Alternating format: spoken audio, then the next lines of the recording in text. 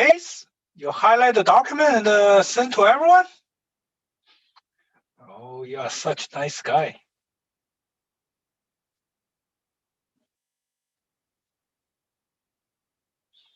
Version A, test for him. Yeah, he's a good guy. Give him version A. Okay. Any question? Or should we keep going?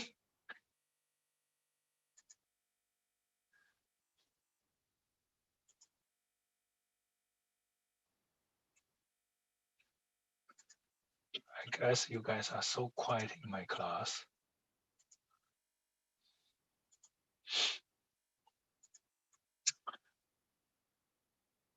Okay. So we're gonna talking about. You are too shy. Okay.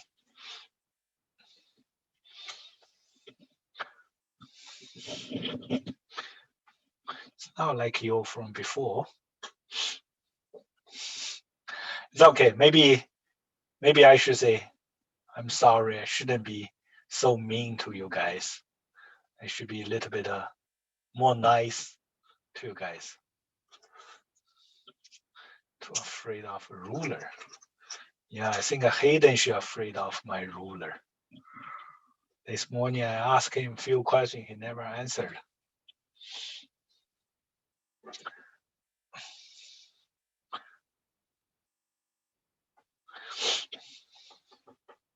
Okay, so we're going to talk about photovoltaic. One of our instructor, once you become a journey person, you can actually, you get your red cell, the ticket. You can add a PV installer on your red cell ticket. One of our instructor before he went to Ottawa to write the exam with the other instructor. So he come back, he gave us a preview, what type of question and what kind of question, not the detailed question. So this is, if you're interested later on to get a PV installer red seal on your ticket, you can kind of take into consideration. But if not, then we're gonna go ahead. So the PV is in Canada is pushed a lot by the Ontario. They gave a big rebate or incentive on PV system installed. That was a few years ago. They've been doing that for pretty long. So they give you the example, like if you that time if you're using the Ontario Hydro's electricity, you only pay 7 cents per kilowatt hour. But if you have a roof-mounted PV system, you can selling them back for 60 cents per kilowatt hour, or you have ground-mounted for 56 cents. So they try to think if more people put in those PV system, they can save there to increase the the infrastructure. They don't need to build any more new generation station. But then you start to have some kind of side effect because a lot of farmers in Ontario, they stop growing crops. They are putting, they call the PV farmers. So they just put a lot of PV panel in the open land. They just selling the electricity to Ontario Hydro to get money. So they stopped this now. PV, we're talking about, we have a grid tie system, but also have a standalone system. The standalone system is because the PV panel is generating DC voltage. So to use for the household appliance, you just need an inverter to change the DC to AC. Inverter is a few years ago, or 10, 15 years ago, is pretty expensive. Now the price drop a lot. The quality also is improved. Here's your PV panel array or module. You generate a DC voltage. Then you have a charge controller. You can charge the battery. Also, at the same time, you can feed to an inverter to change that DC into regular AC for the household appliance to use. There's a hybrid system. The hybrid system is you might have a PV panel, you might have another kind of source. You can have a wind turbine, you can have a micro hydro, anything together. It's a more than one type of energy source. This one, they show you a backup generator.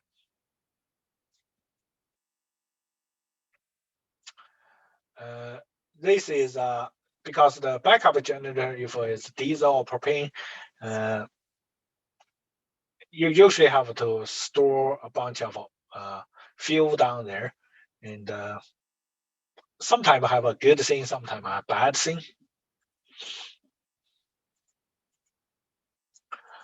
Then we have two types of grid-connected PV system. One is called the utility interface. The utility interface type is they use large battery bank. When the PV generated the voltage and the current, they used to charge the battery bank. They store the energy in the battery bank. They can use them to supply the buildings electrical loads. When the battery, when there's no sunlight or rainy day, or when the battery power goes lower, the building will connect onto the utility to get the power. So the PV, they only use to charge the battery. They're not gonna feed in extra energy back to the utility. Another type called the utility interactive. The interactive, you don't need a battery for energy storage, or some of them, they use a smaller size battery for the stabilized for the inverter to use. The extra energy will be fed back to the utility grid.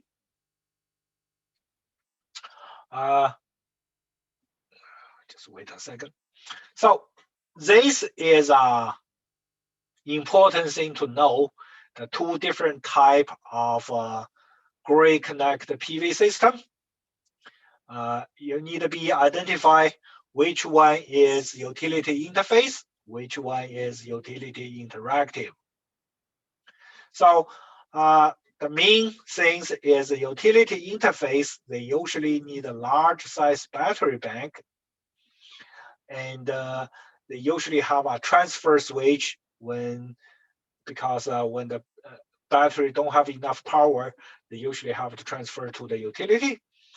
The utility interactive, they don't need a large size battery bank, and they use dual metering, net metering for the connection. Okay, so this is important. They give you some picture down here. PV array, charge controller, charge the battery bank, inverter. Then you have a transfer switch here. Transfer switch is the thing we're going to talk about next a lot. You can only supply power from one side. So you either supply power from the inverter to the AC load to your building or to your house, or you can supply the power from a utility, go through this transfer switch to the building load. Next one is interactive. The interactive is they have a net metering or dual metering. So this inverter, they can supply the power to the AC load, or if your AC load don't need that much power, the actual energy will feed back to the utility. Or if this one is not enough to supply here, the utility can also supply partial of the load while the inverter supply another partial. On the previous slide, it says no storage battery. So sometimes you can have no battery. Sometimes we use a battery down here. We use a smaller size battery is for the, because if you don't have the battery, your PV array gonna output power, but it depends on the situation. So sometimes you have a cloudy day, sometimes you have a really sunny day, or sometimes maybe a tree or something have a shadow on your PV panel or array, they will causing the PV array the output to decrease. When that one is decreased, if you have a battery bank down here, you will have a stable voltage because you just have less current to charge the battery, but the battery voltage will be pretty stable. Then the inverter can have a constant voltage to supply to change that DC to AC. Without this battery bank, if you connect directly down there, so when there's a cloudy day, the voltage and the current will drop down here. So the inverter have to be working harder to make sure you can have a can change to the AC to supply.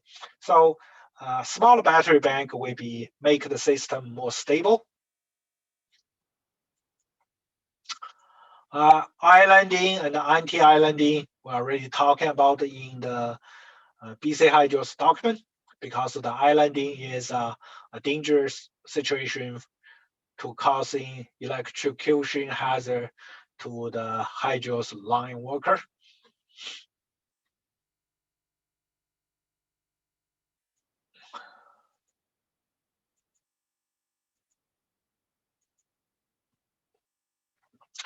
Grid connect the PV system. If you have a large scale those PV system, you can use the power because in the daylight, the PV always generate power. You can use them, extra power, you can feed back to the grid to get money. And at the nighttime, when the PV system is not generated power, then you can just draw from the utility.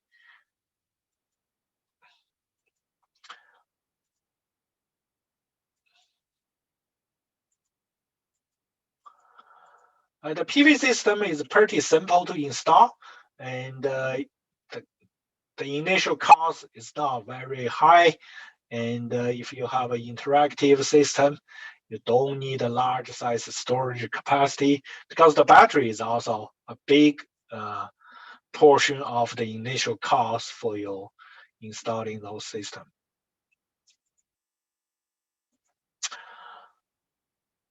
There is a certain thing because for the grid connect system, you are trying to feed the actual power or you connect onto the hydro. So you got to be careful. You have to using the inverter. They have to be able to matching the utility requirements. So they have to be synchronized with the utility supply. We talk about anything connect to utility, you need their approval. Net metering is if you have those smart meter, certain type of smart meter, they can recording the energy go both way. Those meter probably more expensive. And if you have a dual metering, is you using two different metering. We can see here dual metering. So you have a 2 meter. 1 meter is counting how much energy you feed back to the utility. 1 meter is counting how much energy you draw from the utility. Net metering is you only use one. You will recording both ways.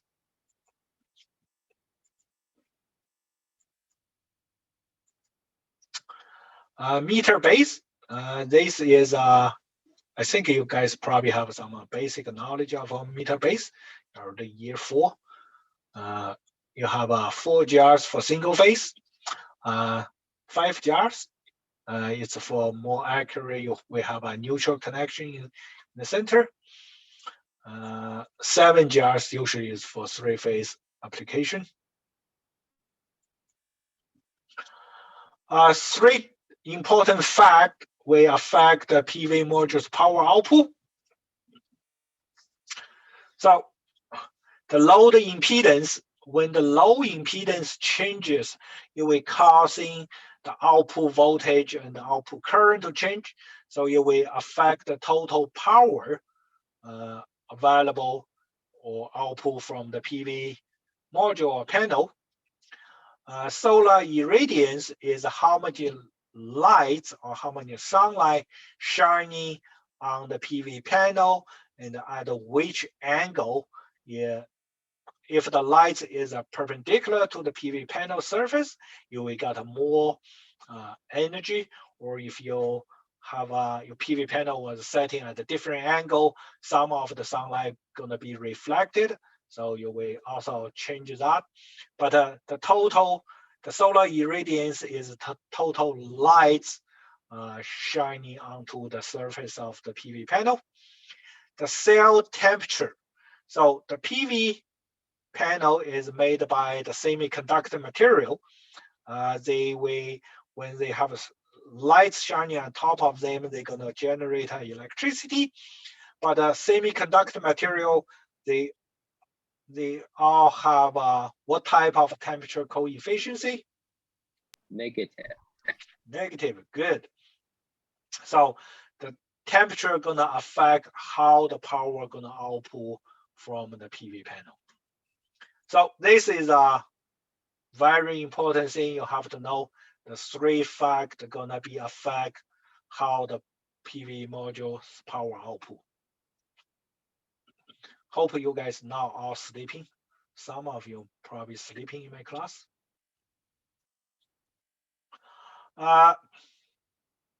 Another one is the PV panel. They all, when you have a PV panel or you buy a PV panel, the manufacturer will give you a diagram they call the IV curve. The IV curve is the current and the voltage relationship relate to this PV module or PV panel. They will give you lots of important information on here. They will tell you the maximum current, maximum voltage, and what's the maximum power available. When it gets warm, you have a less power output.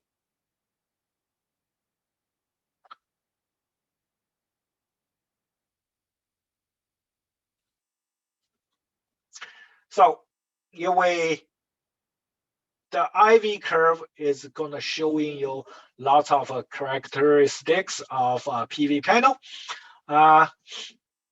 If you look at here, this is the diagram shows you what's in here. They call the ISC. ISC means short circuit current. That's the maximum current a PV panel can supply. So you buy a PV panel, if you directly short the 2 terminals together, that will give you the short circuit current. So that's the maximum current. It's the short circuit current. If you leave the 2 terminals open and you don't connect any load on there, that's considered open circuit voltage.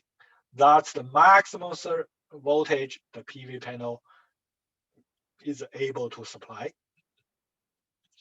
or it's the rated for that. So maximum voltage, maximum current, that's pretty important to know.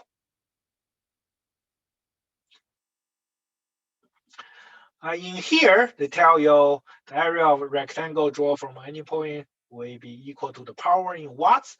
That means if you have a current at here and the voltage at here, you can draw a rectangle or whatever. Then they will tell you that between this current and this power, they will give you power. In here, this VMP, IMP, they means the maximum power voltage, maximum power current. So you can pick any of the voltage down here. You can pick any of the current down here. The vertical line is the current, the horizontal line is the voltage. So between any of the voltage and the current, you always have a point on this curve down here. And that point, you times the volts by the amps, will give you the power output. But each panel will only have a one point on there, can give you the maximum power. So these slides have some very important thing on there. You better know them. It's not in the red, it's down here. Solar irradiance, it's the solar power available per unit area. They usually measured in watts per square meter. This is an ideal situation. We said on the sea level, 25 degree. Yes, maximum voltage is open circuit voltage. Maximum current is short circuit current. This peak irradiance is set at the sea level for 1 square meter. You can get 1,000 watts. That's the perfect condition. And they use that at 25 degree at the sea level. But in reality, you will never get that much power because it's always something gonna affect. You might have a little bit high temperature, or you might have the sunlight was not directly shining onto the PV panel, or you have those reflection. A bunch of things gonna affect it.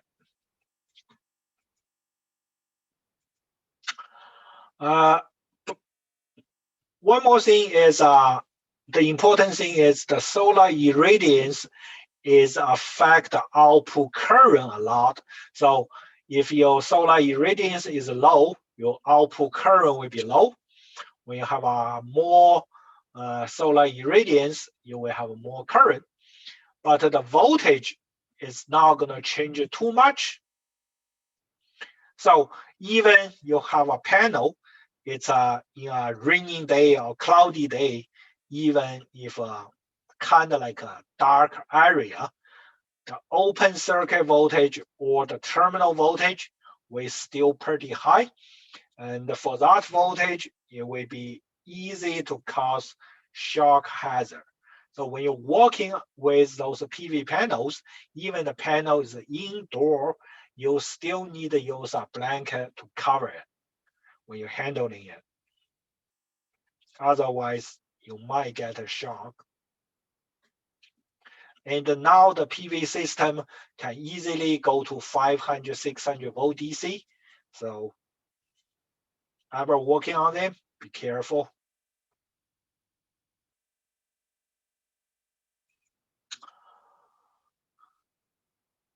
I can tell you the voltage is now changed a lot, so you got to be careful. Plenty of voltage there. An inverter. There are different type of inverter used in the system. One called a modified sine wave, another one called a pure sine wave. So the modified sine wave is they change DC to AC. The inverter, the function is to change DC to AC, but they are low end. They usually cost less. They are not give you a perfect sine wave. They just give you a certain type of the square wave. So depends on, you can say the green one is totally a standard square wave. Those type will cause more trouble. The modified square wave is the blue line. Excuse me. So they starting low, then they go higher, then they go lower, then they go negative side. So the modified square wave is better than the pure square wave, but also the modified square wave we have a problem if you have a motor or you have a certain type of equipment. It's not going to be working too good with modified square wave. But a pure sine wave one, They will have a advanced electronic controller inside. They will give you a pretty good sine wave, but usually those one will be much more expensive than the modified square wave one. So it depends on the applications. If you just have a standalone system, you want to use that to supply lights or certain things in your house, then a modified square wave probably is totally okay. You want to save money. But if you have a application, you need motors, especially those three-phase AC motors, something to do better controller, you gotta spend more money on a pure sine wave one.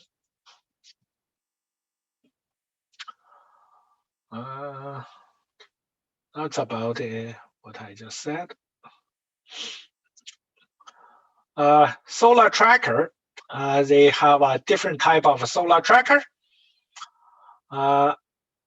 It's used to describe the device that orientate variable payload toward the sun. Can be photovoltaic panel, reflector, lens, or other device. Okay, go too quick. This is an important page. So MPPT, it will be a pretty common term we use in the PV system. It's called a maximum power point tracker. Okay, and the inside is a high efficiency DC to DC converter. Because you have a different type of electrical load you put on this PV panel, and without using these MPPTs, you cannot harvest or taking the maximum power available from the PV panel, so you only use a portion of them. With these MPPTs, they will monitor the load voltage, monitor the output voltage with the PV panel. Then they will do an internal convection. They will, wherever the PV panel voltage, they can convert it into a voltage for the load to use, but at the same time, they can using all the voltage, all the power source available on the PV panel to supply the load. We're going to talk in a little bit more detail later on, but this is a important thing to know. So it's a maximum power point tracker. It's a high efficiency DC to DC converter. So I emphasize this for a few times. You got this one wrong, I'm gonna punish you. So they will take a look at the available power from the array, and in here we talk about you use to charge your battery. Then they will to changing the charging. They will take out the voltage from the panel, then change into a certain voltage to charge the battery.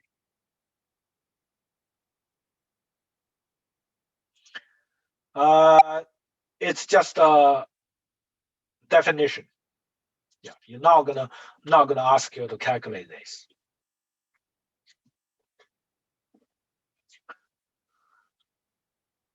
So those MPPTs can increase the efficiency to pretty high. If you want to do calculation, I can put those type of questions on there.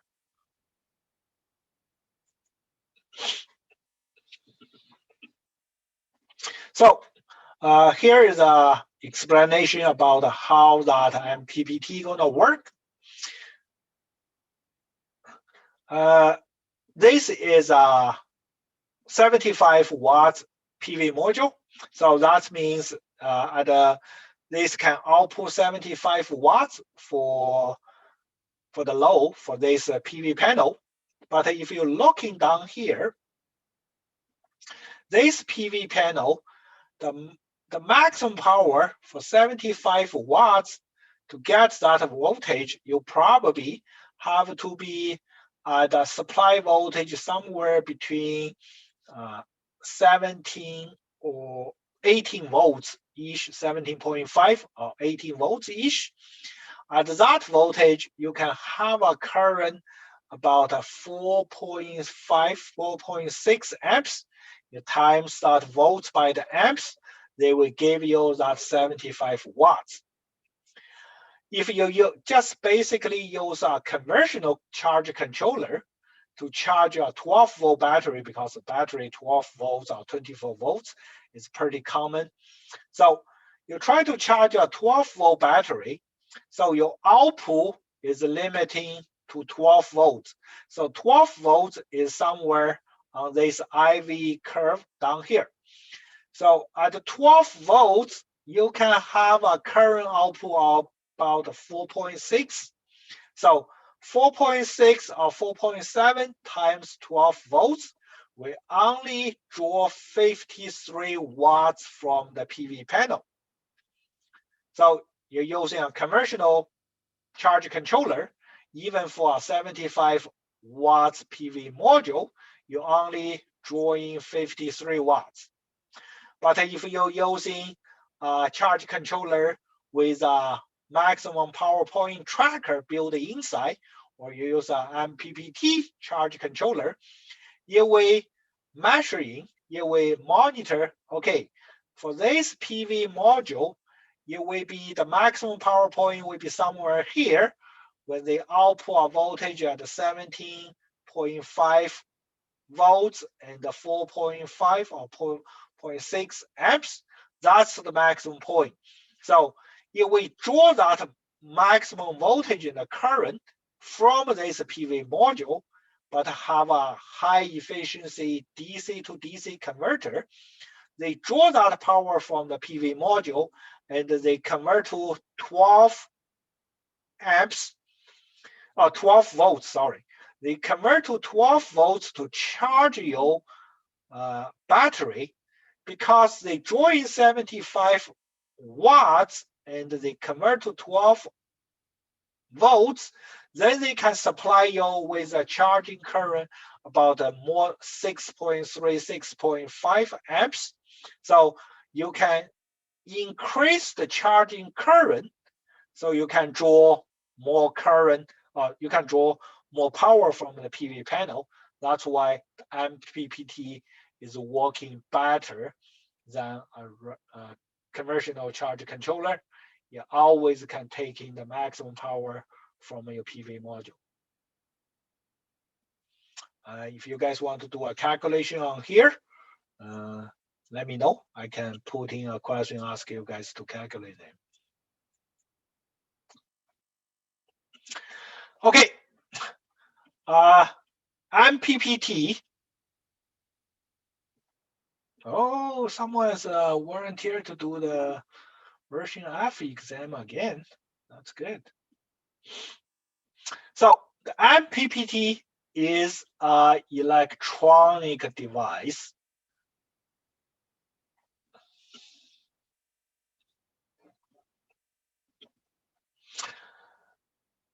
Electronic device is try to just draw in the maximum power available from the PV panel for the load. There is also something called a passive trackers. Those passive tracker is the example they give to you down here is because in the morning the sun rise from the east side, so they will flip the panel to facing the east side, and when the sun goes in the noon, the sun goes right above, so they will moving this panel to always facing the sun at the afternoon. Come to the nighttime, the sun sets at the west side, so the panel will keep flipping to try to tracing or tracking the sun, so they can get more power because more sunlight directly shining onto the PV panel. You have more solar irradiance, you will have more power output. But this one is totally different than the maximum power point tracker, right? This is either use mechanical or electrical means to flipping the panel to keep the panel facing the sun. This is also called a tracker, but it's totally different than the maximum power point tracker. So you better be able to identify this one and this one together.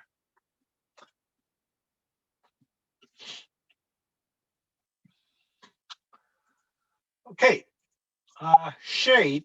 If you have any shadow or shade on the PV panel, it's really bad.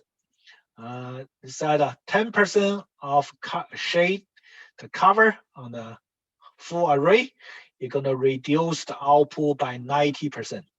Because those PV cell internally, a panel is have a lot of those PV cell, individual electronic component or semiconductor component connect in parallel or in series.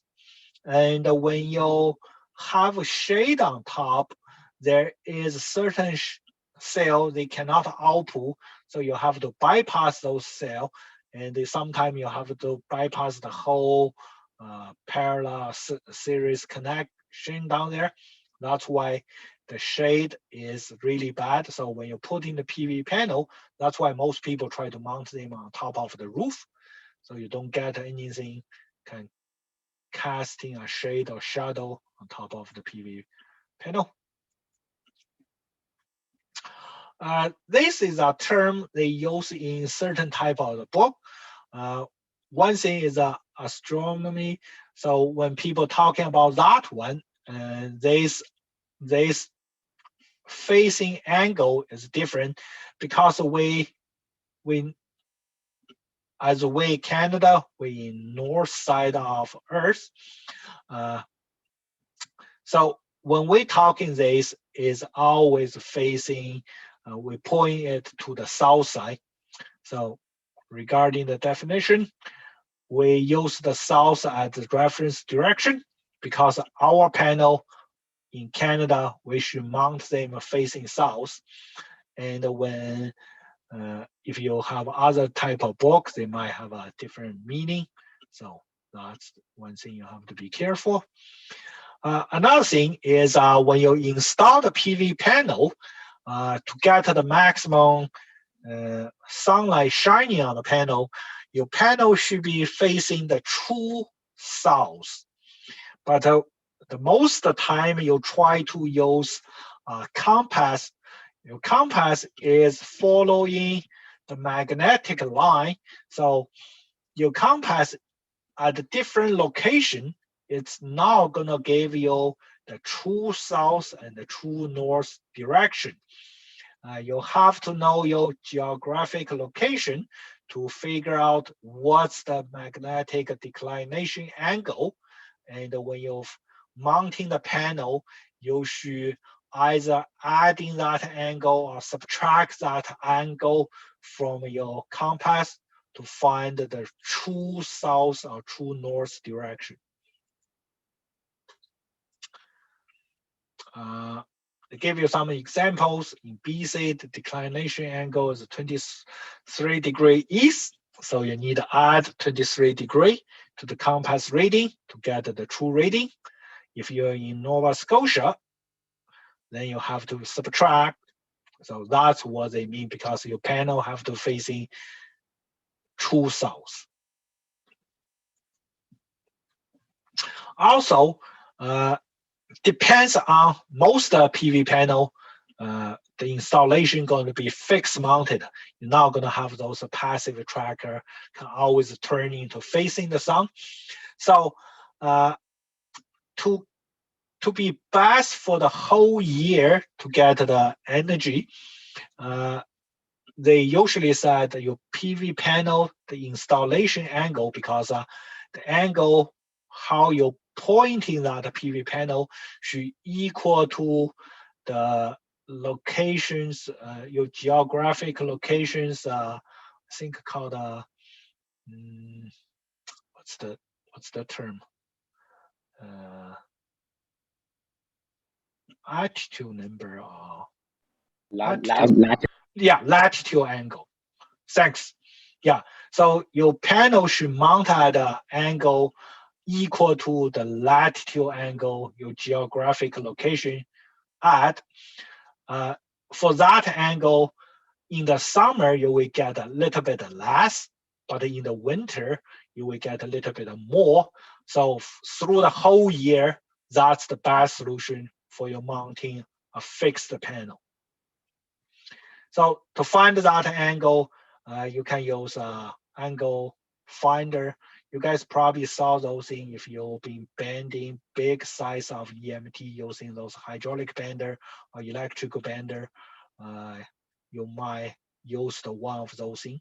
They have magnetic stuck on your pipe. Then you can just use those to bend to the degree what you want. So that's one of the equipment you might need to use. A pyranometer is to measure the solar irradiance on a leveled surface, and they use the sensor. They can measure the whole degree of view. So it's for you to picking a location where you're gonna install your PV panel. You want to know how much solar irradiance you can get, and will there be any, like say, a shadow causing by any trees or other uh, building or taller tower or anything can causing shadow on there. So they will give you those readings to help you to pick the best location to install the panel. Another piece of equipment is they have a narrowed viewpoint. So if you're using this one to measure the solar irradiance, you have to mount on a piece of like an automatic rotation device. You try to tracing the sun from that point of view. So they have a very narrow point. They will measure the solar irradiance just through that tube down there. Another thing is called a building integrated photovoltaic system. So because the high-rise building we usually have the glass panel on outside, instead of use regular glass panel, you can use the photovoltaic panel put outside, so you can generate electricity at the same time. It's been I think about 10, 15 years ago, it's a pretty popular idea because you need to install them anyway. So why put the PV panel when you can generate electricity? But now it's a little bit, the one thing is because usually those high-rise building, the glass panel is usually installed by the glazer. The glazer, those are some kind of guys. They hanging outside the building. They were mounting those panels, no problem, just one piece by one piece. If you're using those photovoltaic panel, then you need to get an electrician involved. We have to put in wire. We have to connect them, and so installation costs will increase a lot, and you have to arrange between electrician and glazer to working together. Another thing is when you're using those photovoltaic PV panel on the outside, the color, the inside of building will usually getting darker. So you might have to keep the lights always on compared to you use a regular glass building.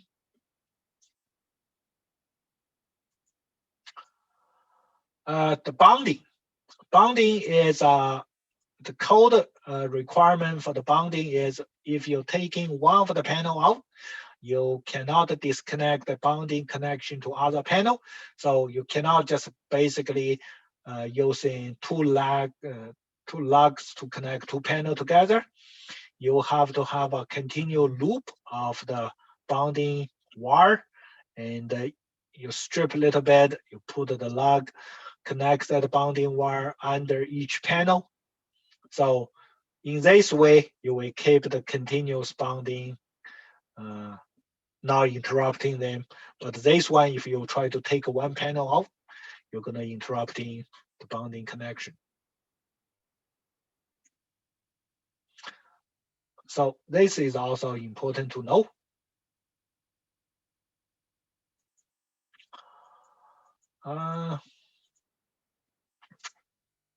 Then they talking about when you actually try to install them, you're gonna involve a lot of not just a single thing like mounting one or two panel in the house.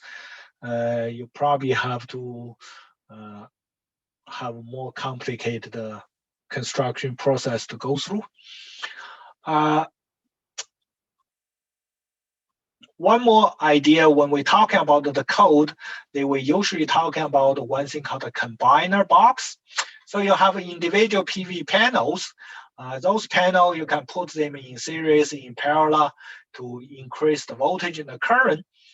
And the connection is all done in this combiner box.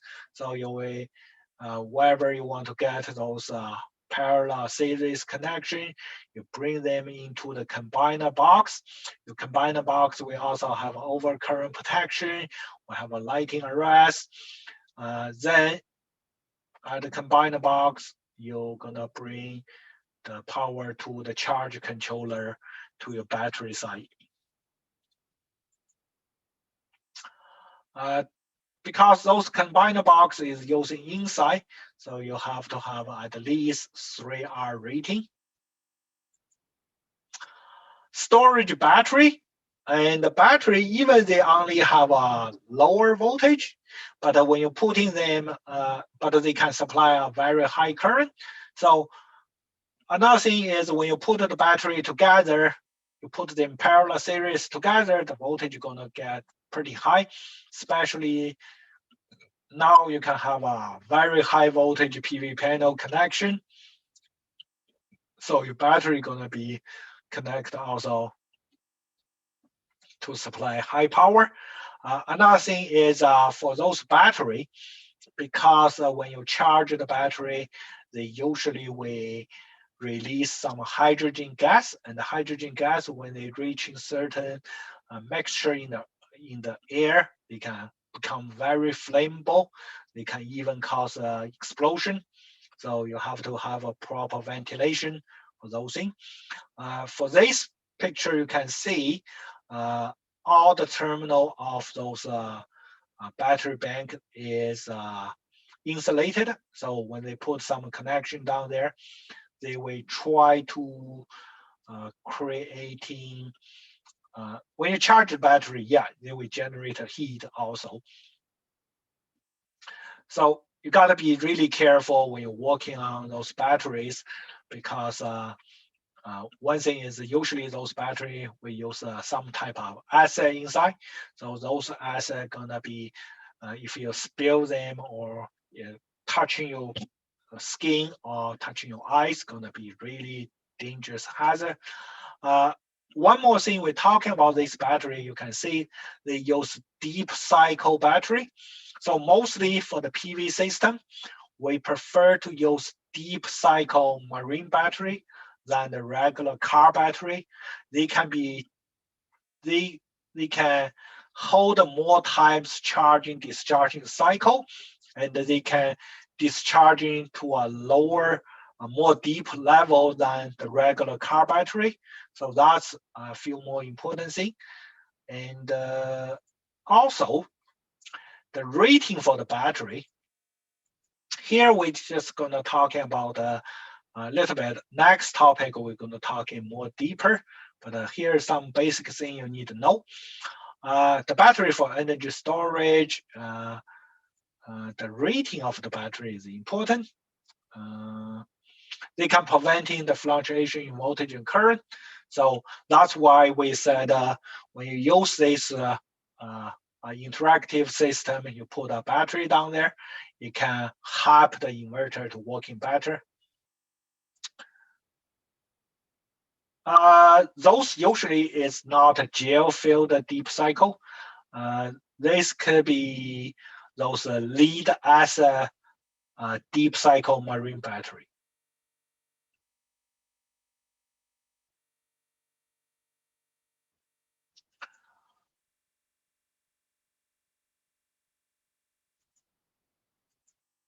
The basic of the battery capacity is rate based on amp and hours. So they will say a battery have a 200 amp hours. So that means in general, the battery can supply a certain amps at a certain hour, and you times that amp and hour together, we give you the amp hours. Then that amp hour will tell you the total energy the battery is stored inside there. The cycle life of the battery is how many times you can discharge it, recharge it. So after a certain amount of time, the storage battery capacity will reduce, and then we pretty much consider the battery is useless. We gotta recycle them.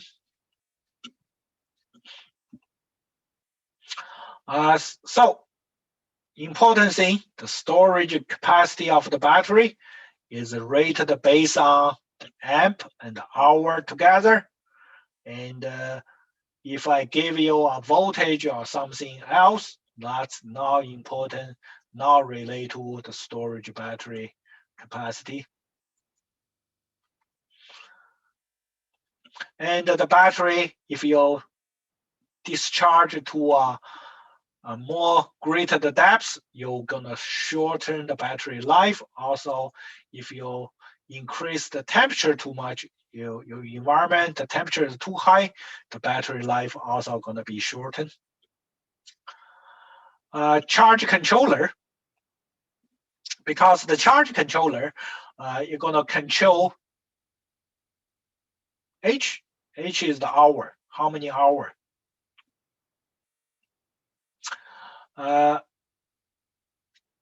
Because the battery, they require a certain voltage and the current to charge them.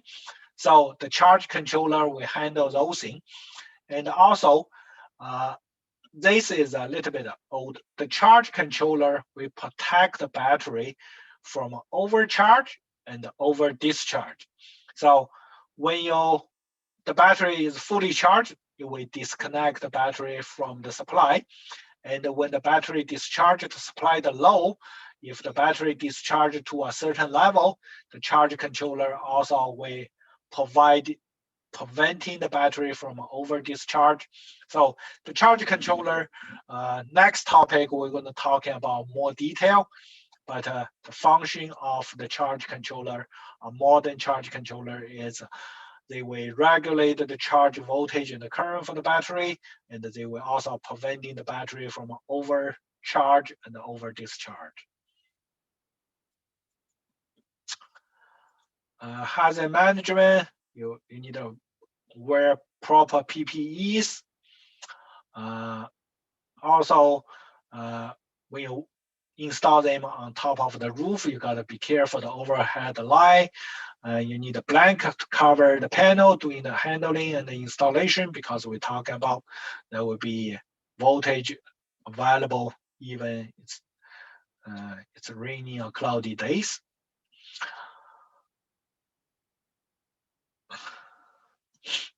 There's some kind of installation guides you gotta follow. The authority have a jurisdiction for PV installation. They will have certain type of the structure. If you mount on the roof, the structure engineer have to be approve your panel, your weight of the panel, and those things. The supporting structure will be able to the roof have to be able to support this thing. And sometime you will have let's say in the winter you might have snow accumulate on top, so those all add up the weight for that.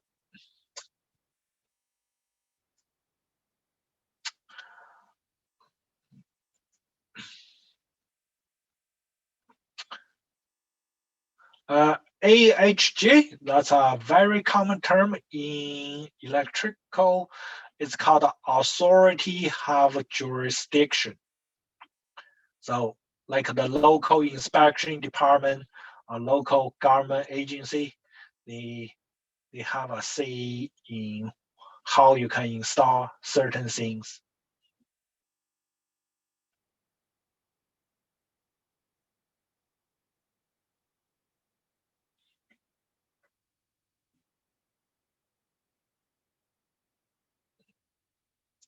Yes.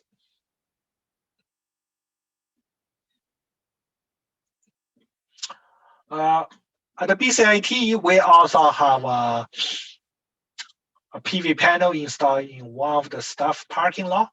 It's providing the electrical car charging. It's not did by our department. It's did by School of Energy. They they they they apply for some kind of fund to install that system. If you've been in BCIT, I think in parking lot 7, they put a bunch of those PV panel, build a structure to support them. So they go through a bunch of process to get that one to installed. There are certain things you guys probably know. You never migrate into the electronic device.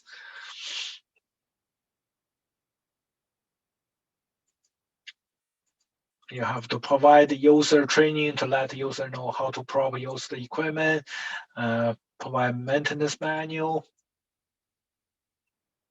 Those PV panel, because it's a roof mounted, and sometimes you got birds on site, sometimes you got it's maybe a tree leaf or all the dirt, or sometimes you have dust accumulate on site, snows.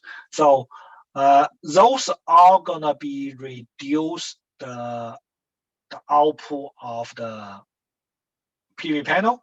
So maintenance and cleaning should be carried out as normal to keep the PV panel working at its best. We have a Oasis project, that's the one. So they have a microgrid, they control that to charging the car charger system.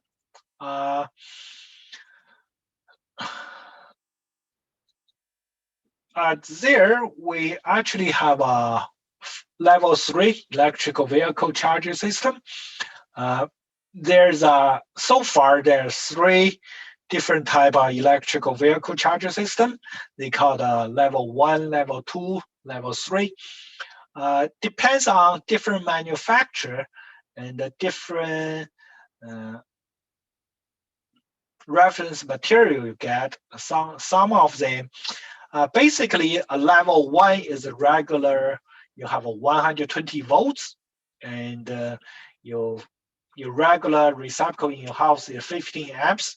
So the level 1 is you're using 120 volts, 15 amp. That usually depends on the vehicle's battery capacity.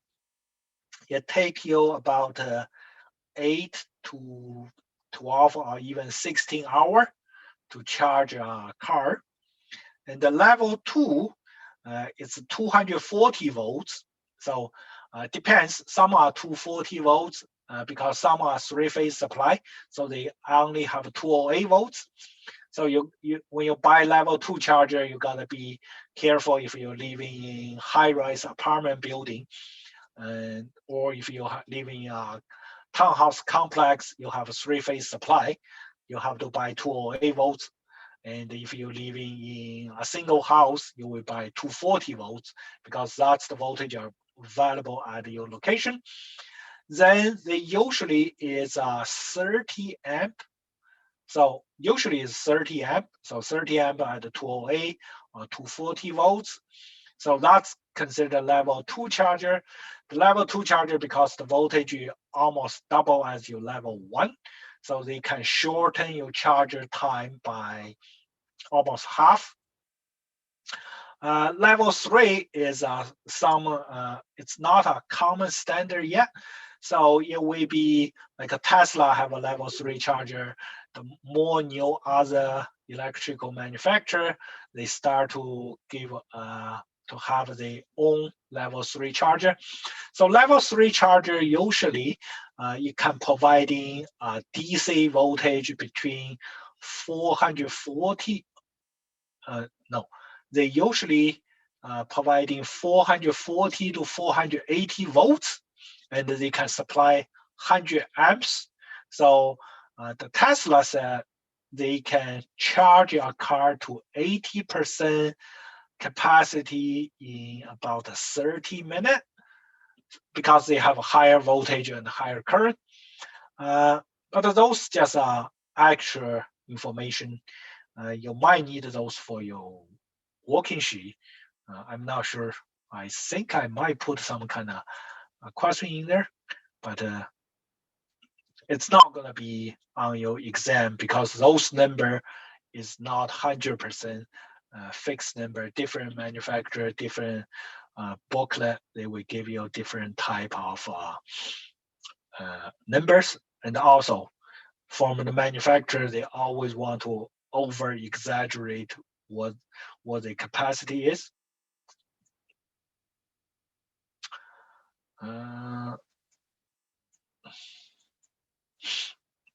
Here is the one at BCIT. The top is those PV panel. We have those charging stations. That's when they try to install them. They take the picture. That's a level 3 charging station. It's rated 100 amp DC plug, so you can charge the car pretty quick. So if you're parking in that parking lot, if you have electrical cars, you can charge free down there. Since the project finished, more of the instructor try to buy electrical cars so they can get a free charge down there. And the system is pretty smart. Once your car finishes charging, they will send you an email to tell you you got to move your car, let other people to park in there to charge their car.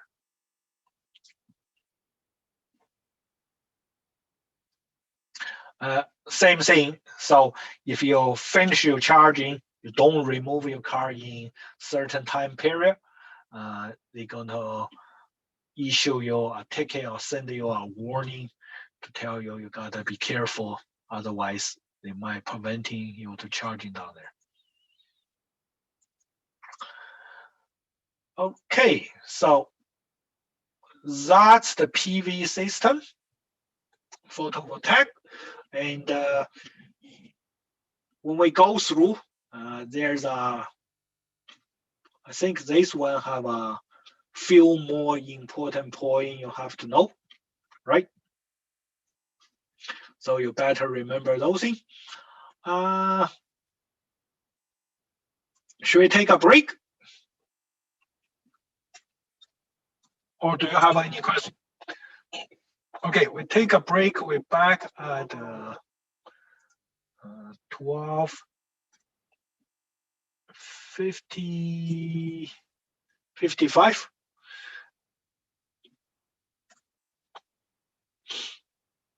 Oh, I'm not AHJ. I don't have that authority. I'm just here to serving you guys.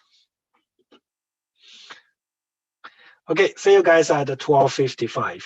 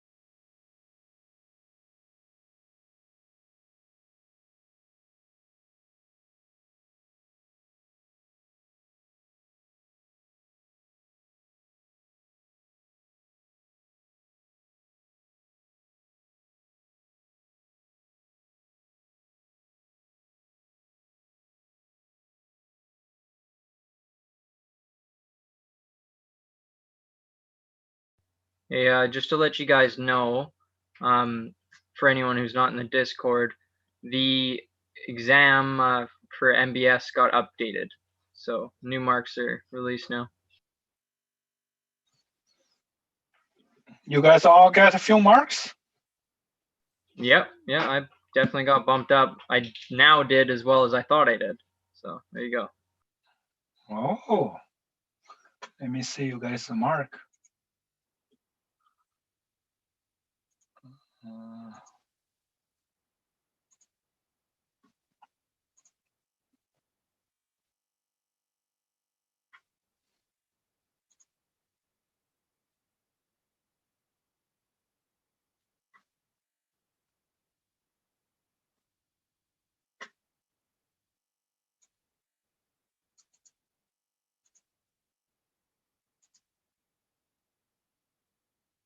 Oh, you guys mark up to, I think yesterday I saw is 76. Now the average is 80 now.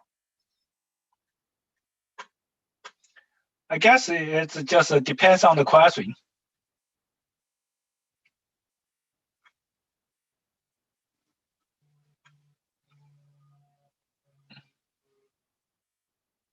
If you got, he probably gave a certain question, like I heard yesterday, I think Justin was asking, is a certain question they never taught. So if you get that question wrong, you will get the mark. And I'm not sure how he bump you guys up, by which way.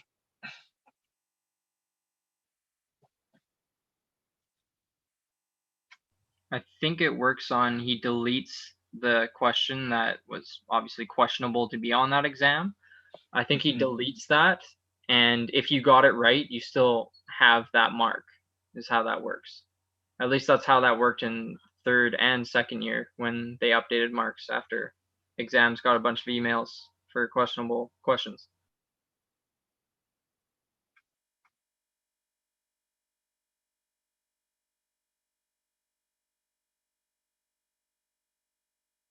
I think let's say before you have how many questions?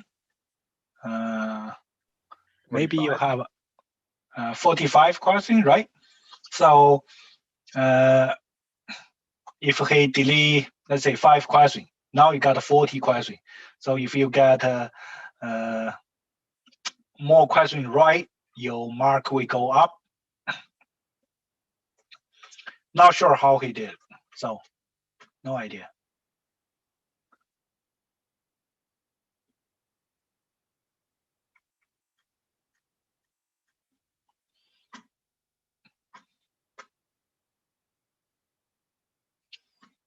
Yeah, it's not gonna happen in my course.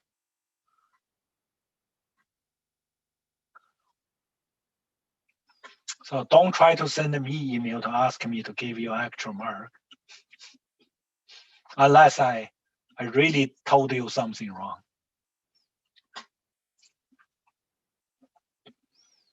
Because usually I check all the questions on the exam, make sure there's not going to be mistake.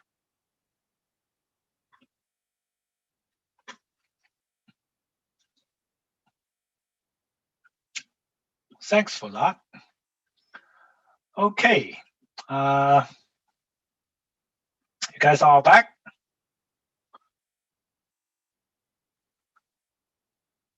Yes. I wouldn't ask you something I never mentioned or never showed you.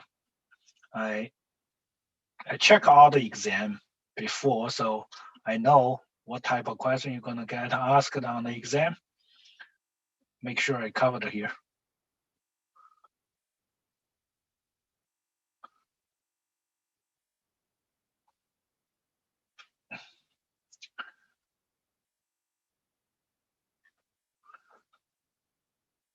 Where are you this morning? When I call your name, you're just hiding somewhere.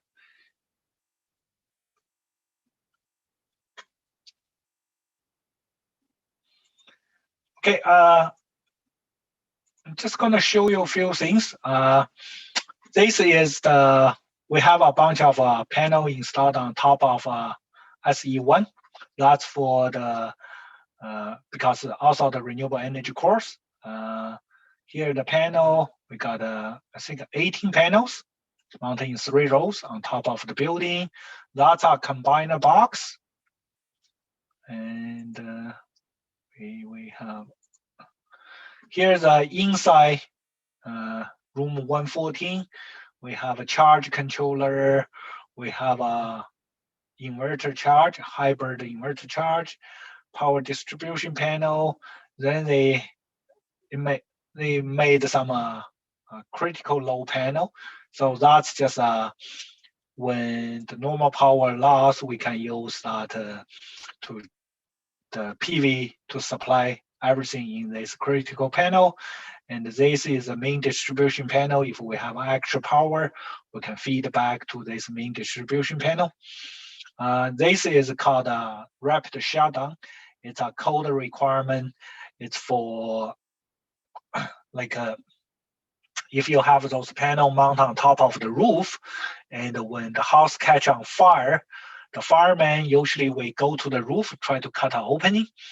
But if you have those cable runs under the roof or somewhere with the high voltage cable nowadays, so it can cause an electrocution hazard for the firemen. So they usually, we have a rapid shutdown. When you press the button, it will make all those cable de-energized. So when they cut open the roof or even they cut the cable, it's not going to cause any hazard to them. One more thing is here is the total layout for our system. Just give you a little bit to see if you're ever thinking about taking the renewable energy course.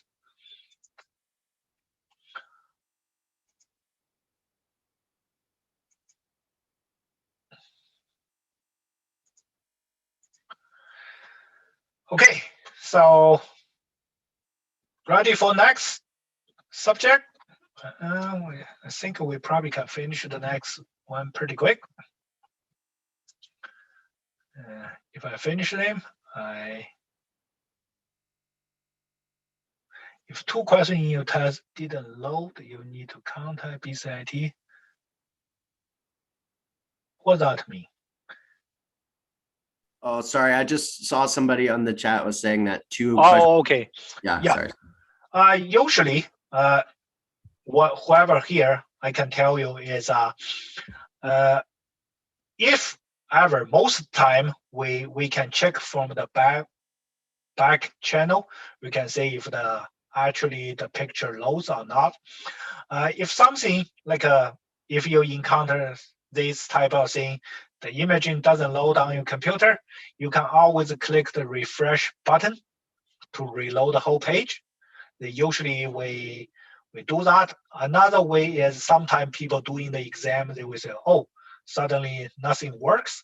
All you have to do is close your, they ask you to use Chrome, right? You close your Chrome, then you reopen them again and log in to the exam, it will be fine. Worst come to worst, sometime they usually send out a notice. They said close all other program you're now using, because that way one thing is slow your computer speed down, another thing might cause some conflict at the background. So the best way, I would think the best way is always restart your computer. You gotta restart, and so when you restart, any of the conflict in there should be disappear. Then close anything you're not using, like an email service or Snapchat or whatever the thing you're using down there. Then open the Chrome, and you can even clean the history in there to have a pretty much fresh start. Then you start your exam. But I know sometimes you say, yeah, I need to Google some answers, or I need to do this, do that. So those all can cause problem to your system.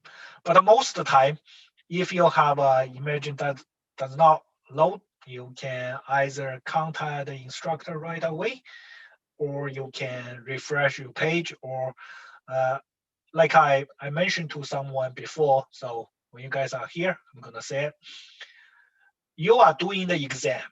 The actual exam is on BCIT's server. So even you're doing on your computer, if you answer the question, it will saved.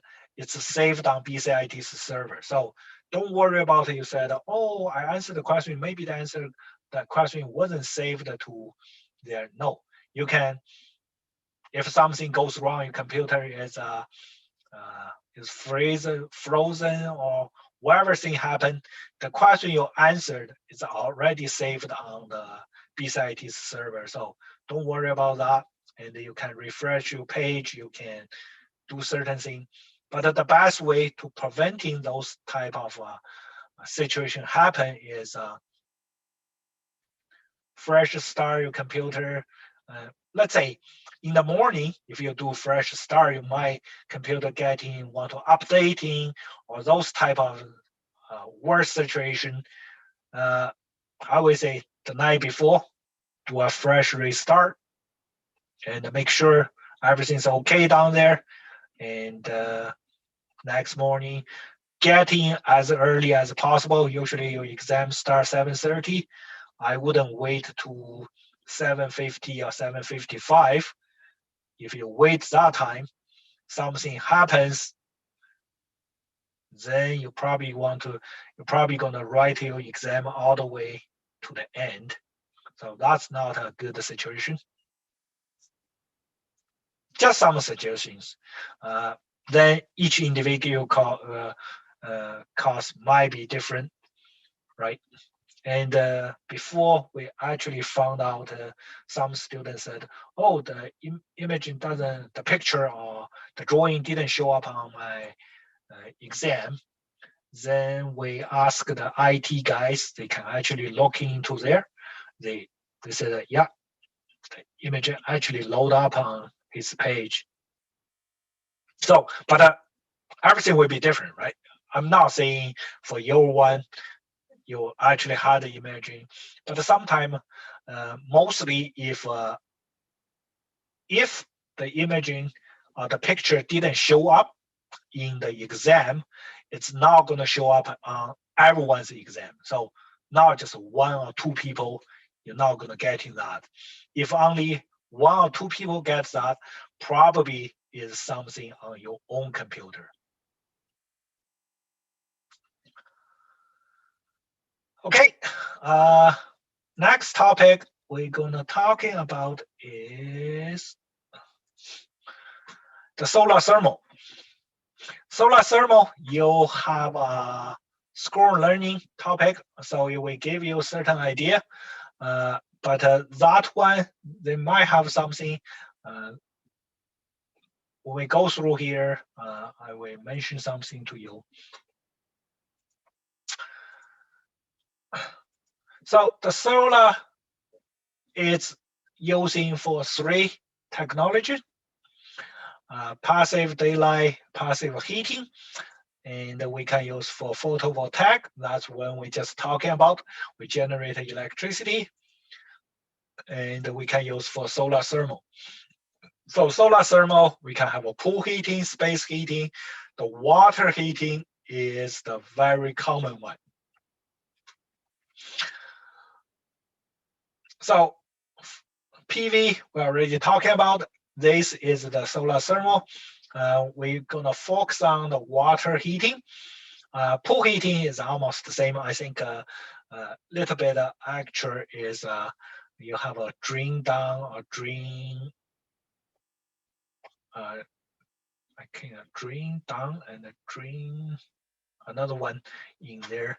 It's for those for the winter, you want to preventing the freezing happen in the thermal exchange or the solar tank down there. So you gotta drain all the liquid out. Space heating is not very common. You could do it, but you need to put a heat exchanger, everything down there. So water heating is very common down here. They have all different type of things in here. In here, because we are in Canada, we mainly talking about two types. One called a flat panel, one called the evacuated tube. They both have the advantage and the disadvantage. In your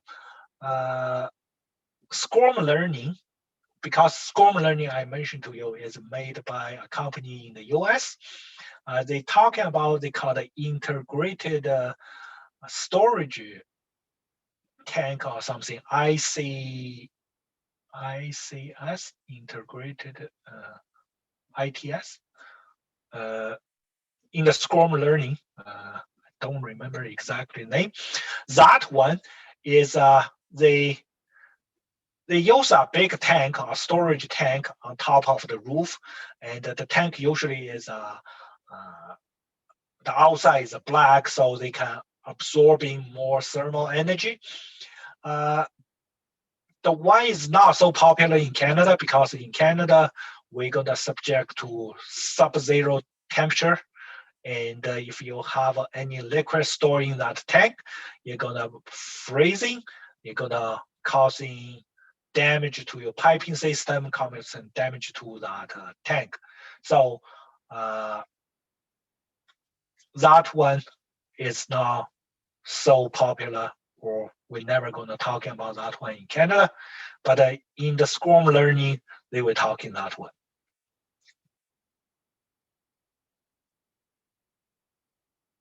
Yes, those are the solar thermals. A flat panel collector is more like this. They have the tube running vertically inside, and they have a head and a tail on there. And mainly they were absorbing the heat energy, and they were rising to the top and get the liquid follow from the top, go down. That's what they're talking about, horizontal pipe at the top and the bottom. They call the header, and the small vertical pipe connect them, called the riser, because we talking about the conversion before. When the water got warmed up, they got less dense, they will rise to the top. So you're feeding the cold water from the bottom. When they warm up, they will go to the top. I think I pressed the button too quick. Okay, so here is a evacuated tube.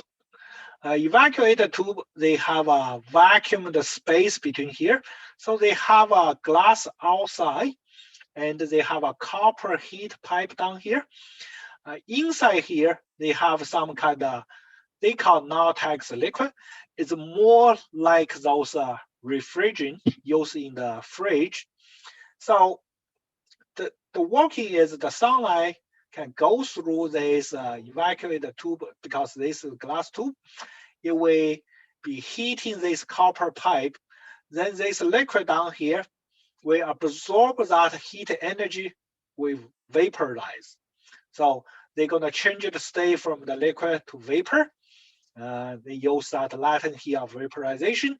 Once they vapor, they will rise to the top of this tube, and the top of the tube is connected into a head pipe where you got those cold water, or maybe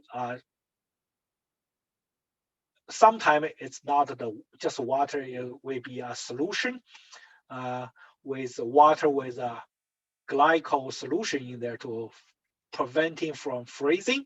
So they will transfer the heat from this vapor to the solution inside the head pipe. When they transfer the heat down there, so they lost the heat, they gonna condense, become the liquid, drop down, then they gotta get heat up to bring to absorb the heat from the sunlight, then transfer for the solution to go through your system.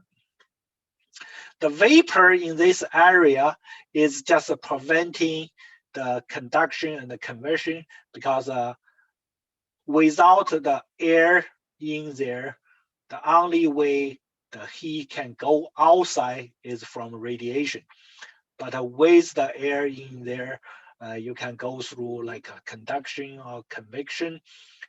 So that's why they call the evacuator tube. So they evacuate down here to creating a vacuum area down there.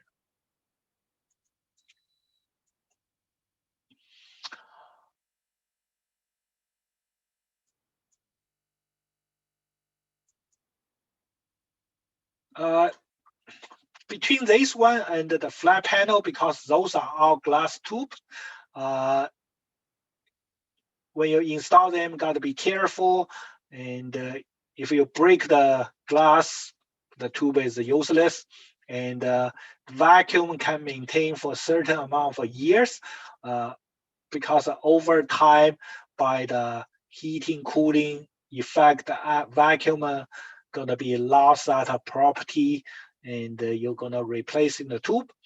But the advantage is you can install individual those tube into the whole panel, compared to the one before, the flat panel. It's all pre-manufactured, so it's much more heavy down here. So when you install, you have to install the whole panel down here. But this one, because they don't have that vacuum requirement, so it's easier. It's not gonna be like after certain years, you'll have to replace those tubes.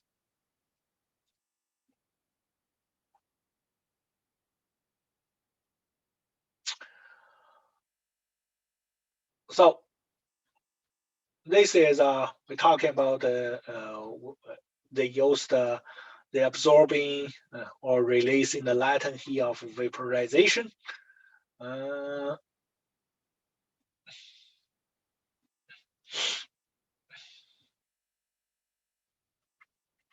They're talking about the solar collector. The inside, they can boiler, starting that process at a temperature below 30 degrees. And also this evacuate tube, they can work in even under freezing degree. So if the outside temperature is below 0 degree, as long as it's sunny day, you still will be able to heat up the water in your house.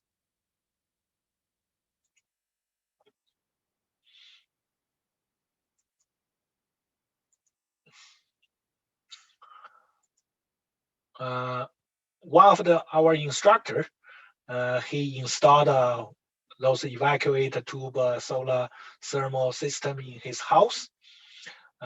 He recording that was in 2014. So in February, the outside temperature is -5 degree. He can heat the tank up to 26 degree. Then the day before, the outside is 1 degree. It's a sunny day, so he can still heat the water up. He got a bunch of data here to show how that thing works. So this is the advantage. Even your outside temperature is below 0 degree, you're still able to use those things to heat the water.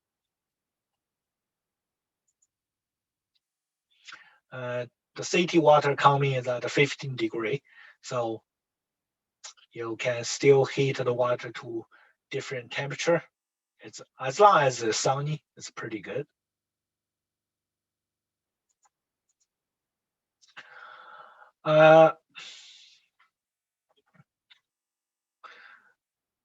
In here, they're talking about some active system. If you have a circulating pump, you're circulating those solution go through. This is the evacuate tube down here. So those is those collector. You can the solution goes through this one. They can carry the heat from the evacuate tube. Then they come to here Inside this tank, they have a heat exchanger here. Your normal city water, you come in from the bottom, they will change the heat with this one and rise to the top. They usually we have a secondary heater in case there's no sun, there's not enough energy to collect from here to heat the water to the requirement.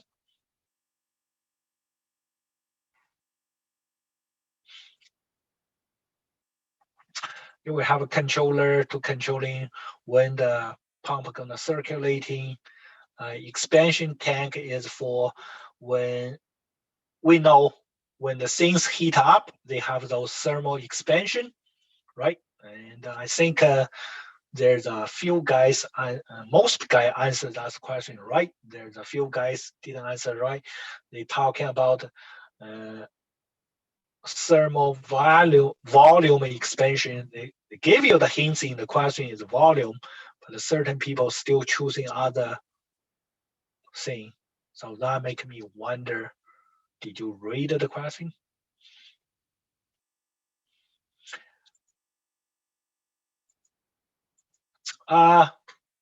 Usually you will have those flow indicators, they call the rotameter. They are using to indicating the flow rate because the heat exchanger also those things depends on how much heat you're gonna transfer down there. You will be indicating by this flow rate. You need to require those one to monitor your system. This is one of the system he got. So basically you have a city cold water coming in. This is from the solar thermal heater. They will heating the water in here, but if this water is not heat to the temperature high enough, they go to the second tank. The second tank have an electrical heater, so they will heat the water to the required temperature for your home using.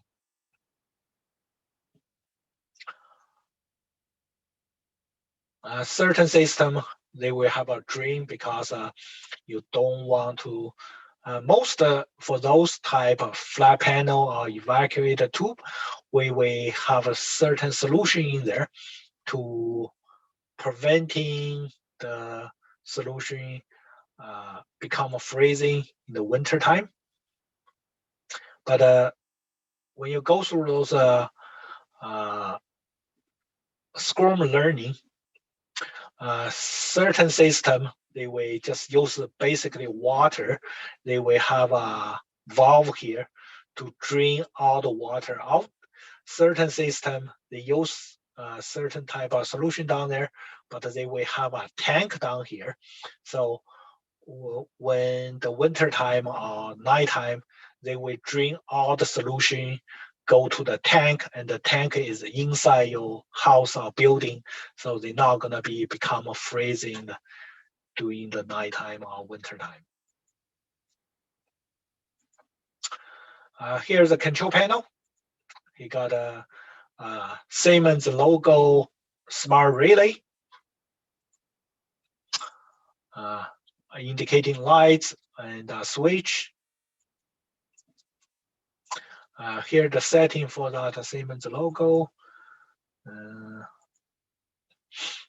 So here's Siemens logo, switch, and you have a few things down here. One is the RTD tank temperature transmitter. So that's your RTD temperature transmitter. What's the RTD?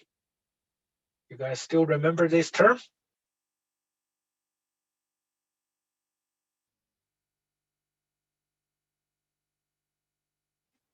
Hello, all falling asleep? So RTD is an important idea still to know them. What?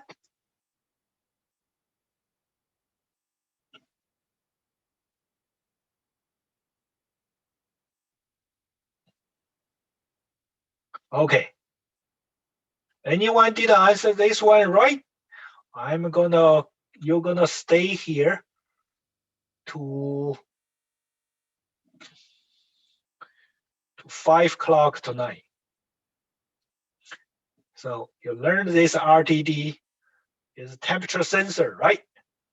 Resistant temperature sensor or resistant temperature device down here. They tell you temperature transmitter. It's to sensor in the tank temperature down there. Power supply. This is a certain type of transformer in there to control the relay to control the on off. And so you better know this. If you don't know this, you're gonna see the consequence.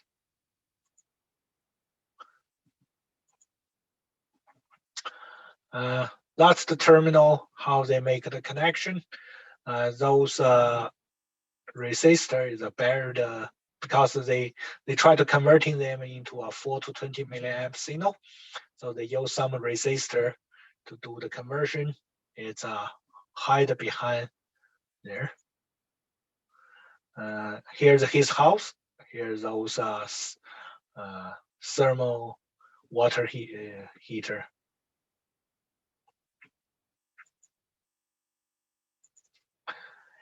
He have some expansion tank. So when those solution got heat up to a certain degree, the volume gonna increase. So you need an expansion tank to regulate that volume.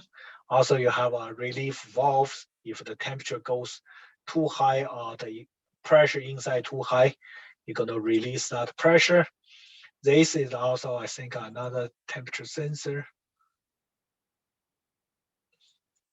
to measure the collector temperature on the roof.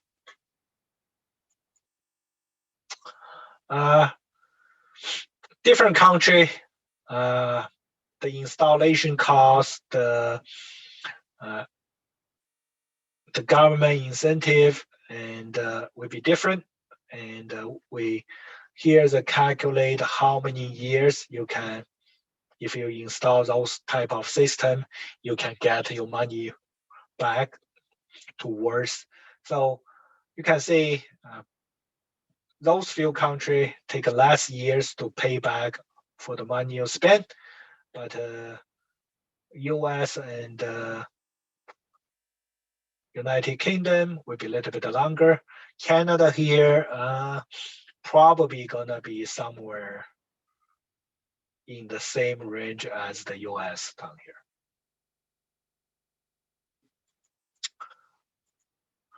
And this one you guys already learned in the automatic controls, so I'm not gonna talking too much about this one.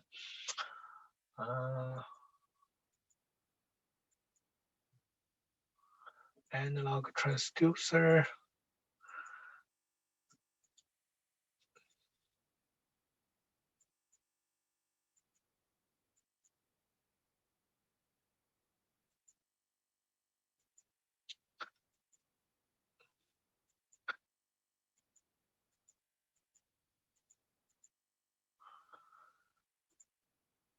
So that's pretty short for the solar thermal. And the solar thermal, you can have because you have that scroll learning. The scroll learning give you a lot of more detailed information. But just remember what I told you, that I think called integrated storage ICS. Anyone go through that one already or no?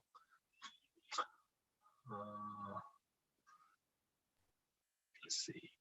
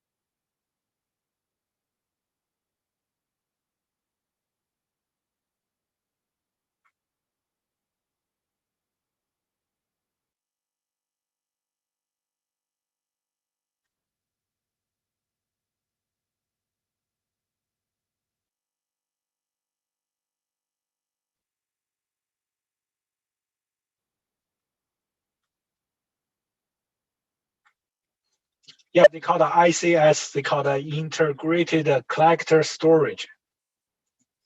So that one is not very common in Canada.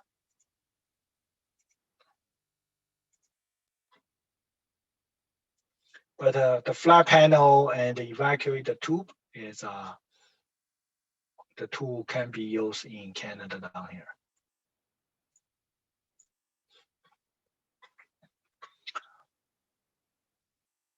Okay.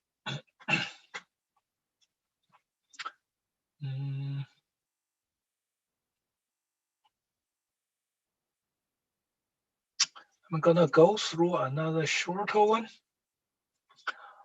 Make sure Monday you have your code book. We're gonna go through certain thing on the code book.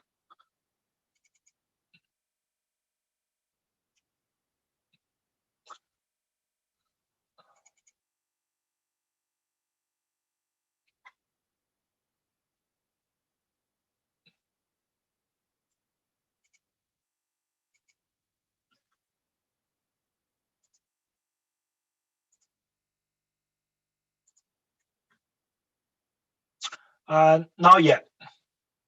I will add that. I think the wind power one, right? Just give me a second. Let me take a quick look. Wind power one. Why that one wasn't updated?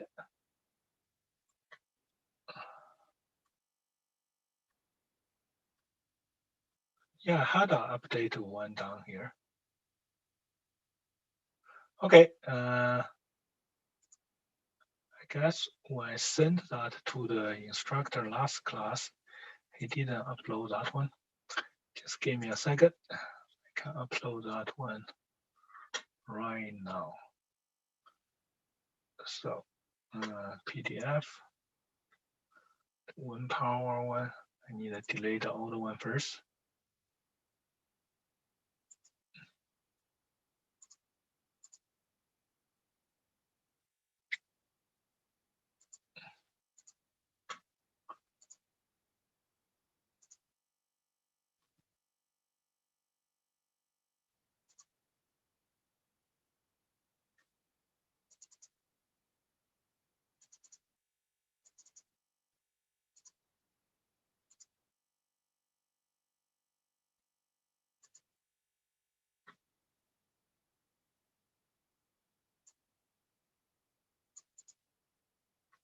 Okay, can you guys take a look? I think I updated the new one.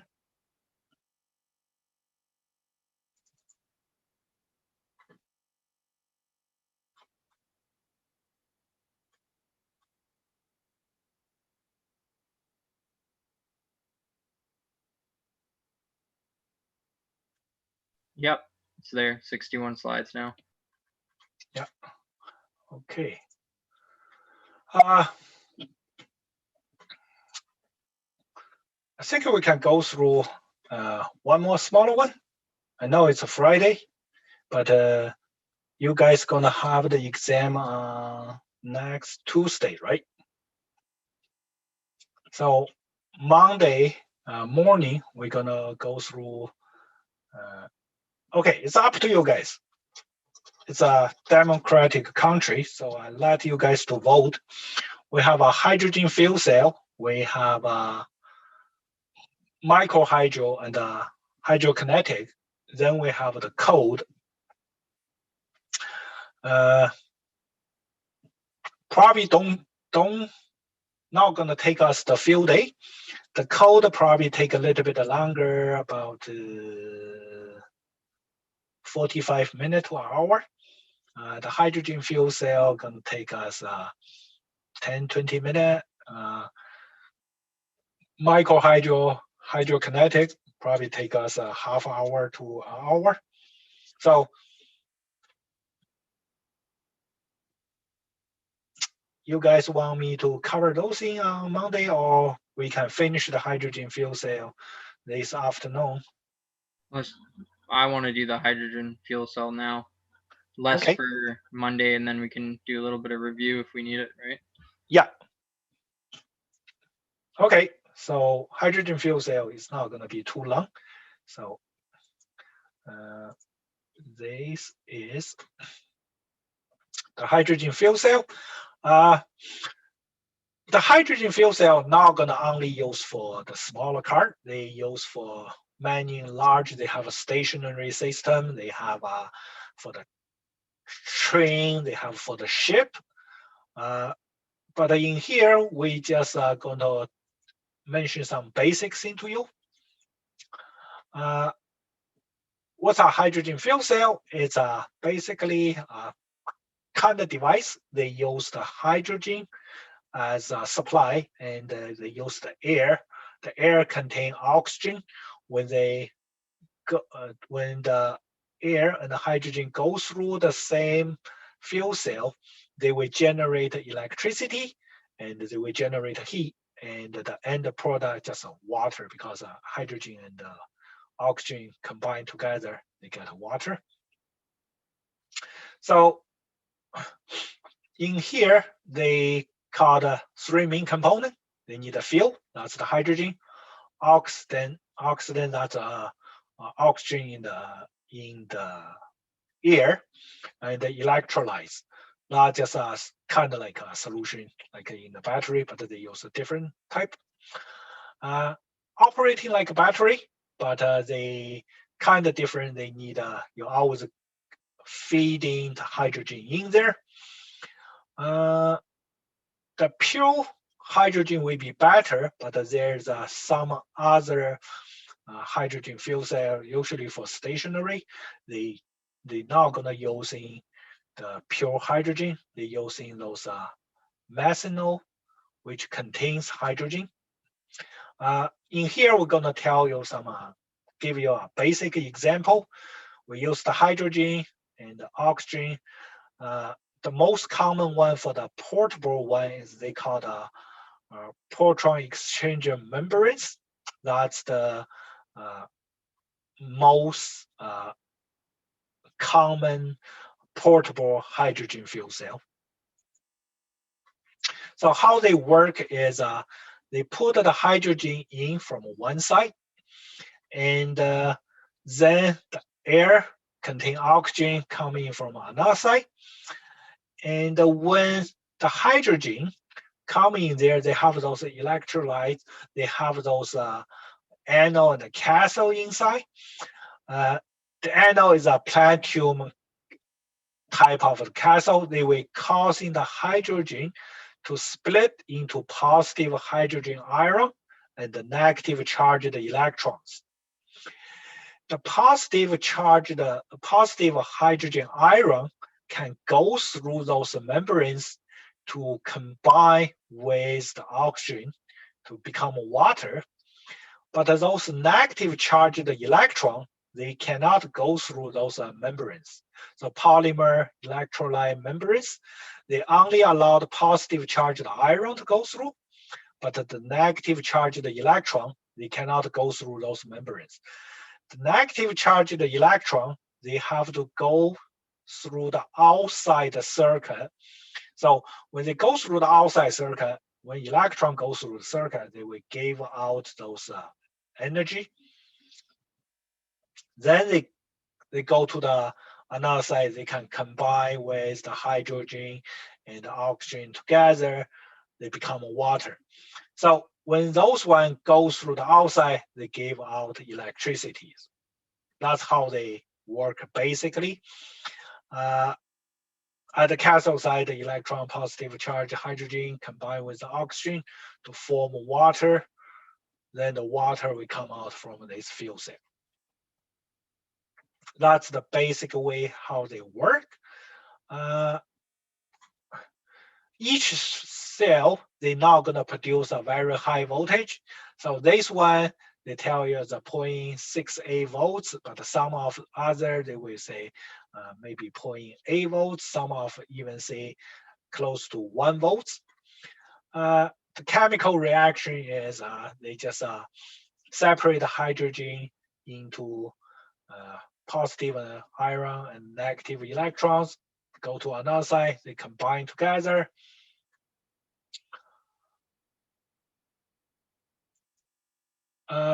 there's a different kind of use of hydrogen fuel cell, buses, ships, trains. I never saw hydrogen fuel cell the electronic device like laptop, smartphones. They use them before they use one type of them on the spacecraft because one type of them, maybe later on we're going to talk about, the hydrogen fuel cell, they can generate electricity, and also the output that water is so purified you can actually drink it.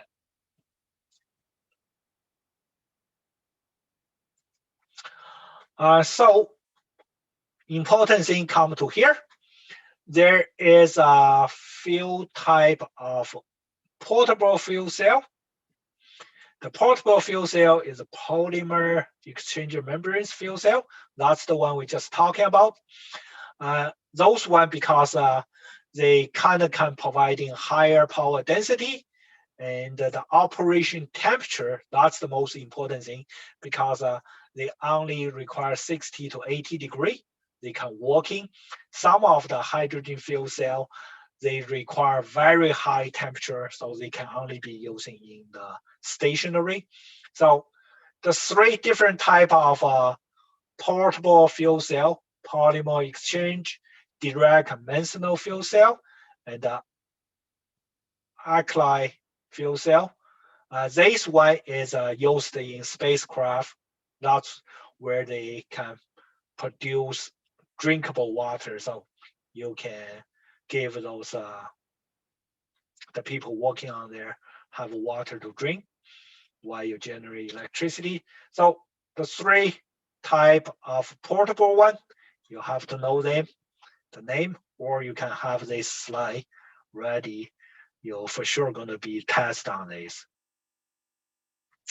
Direct conventional, the operating temperature is a little bit higher, and they're not efficient as this polymer one. This one, the operation efficiency is pretty low, but because they can providing drinkable water, that's why it's using in the spacecraft. Those are stationary one, solid oxide fuel cell. The operating temperature required like 800 to 1,000 degrees. It takes a lot of energy to heat to that high temperature to make them work. And once they reach the temperature, they can continue operation.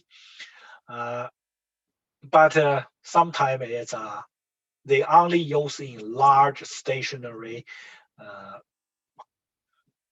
station to generate electricity. The heat you can use for other type of you generate so many heat, so you can use the heat to heat the water to become steam to push other type of turbine to generate more electricity. That's why they call it cogeneration. Molten carbonated fuel cell, a little bit lower temperature than that, but still pretty high. Phosphate acid fuel cell, it's a temperature go even lower, but still it's take a long time to warm up, and it's now not suitable for portable usage. So the few important thing in this hydrogen fuel cell, which one is able to use for the portable, which one is able to use for the stationary.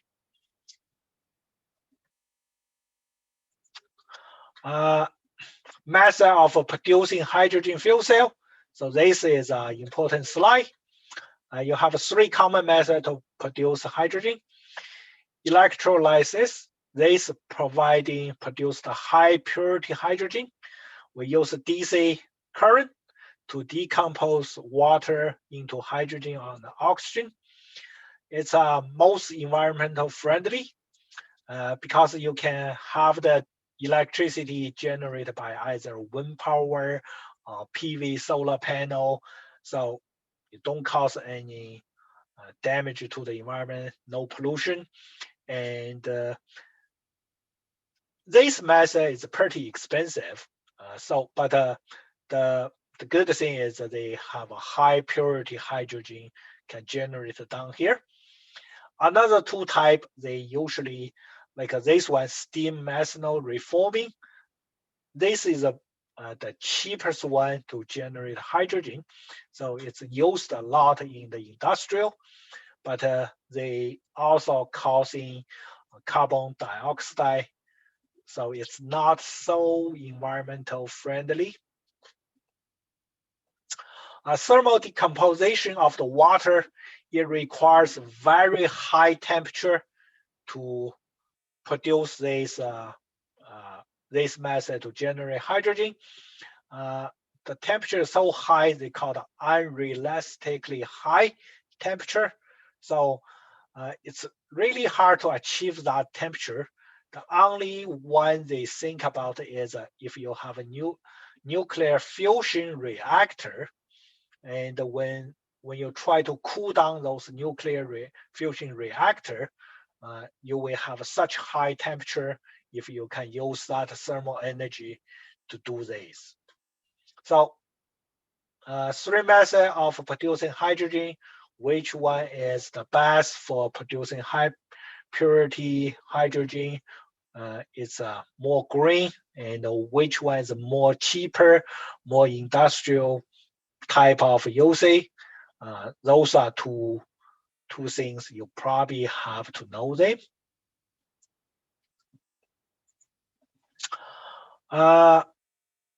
Problem with it, because we always want to, now the electrical car is more common, but I heard someone said we kind of consider electrical car is better for the environment, but they said to produce an electrical car, especially those batteries, each car battery to manufacture that battery, they will produce about 20 tons of CO2 emission. So even in here, when you use them, you think they are pretty green, pretty environmental clearly, but to make those battery, yeah, also not so good. So people was try to pushing for the hydrogen fuel cell type of a car, but we still have a technical difficulties to, one thing is we don't have so much hydrogen fuel station. I think now in BCIT, the Shell outside there, they have the hydrogen charging station down there.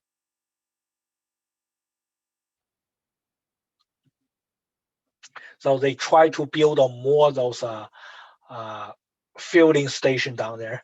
Mostly before is in California, they have those fueling station. Japan is like a lot of hydrogen car down there.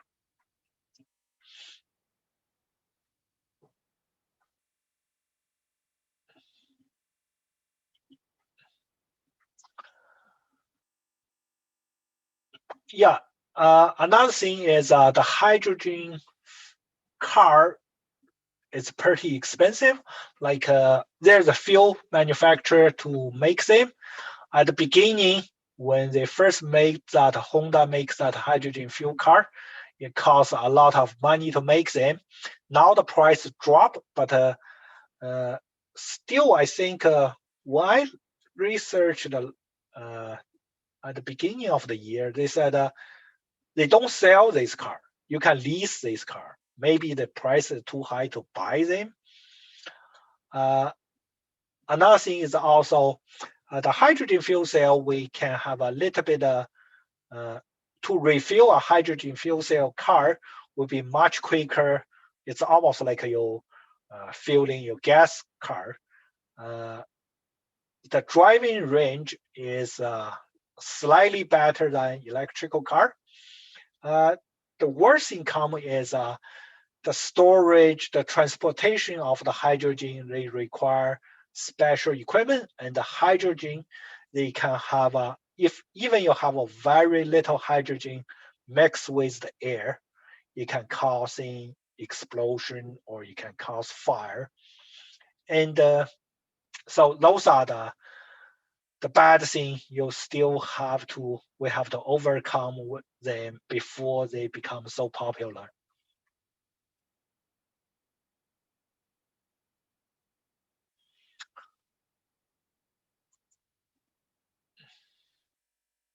Yeah, there's a few company now make those hydrogen fuel cars. Just mostly, I think Japan is a country using lots of them. California have lots of fueling stations, so they can be using them more widely. In, like you guys said, in BC, Canada here, we don't have too much fueling station. They are trying to build more. So once they build more, it will become more popular.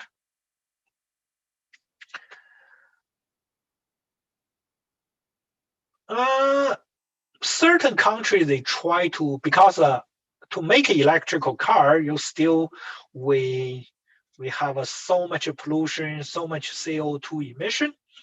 But hydrogen, because the fueling station, everything is a problem. And also for smaller portable hydrogen fuel cell, the technology is not there yet. One of the company in BC, before they try to do those portable hydrogen for the cars, and after certain years, they just gave up. They sold that to another, I think, car manufacturer.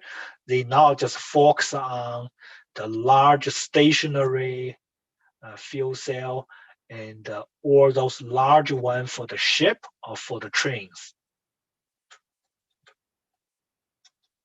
Yeah, current cost is too high, so it's not gonna be readily available. So they have to drop the price. The technology have to be advanced to certain level, then people will start using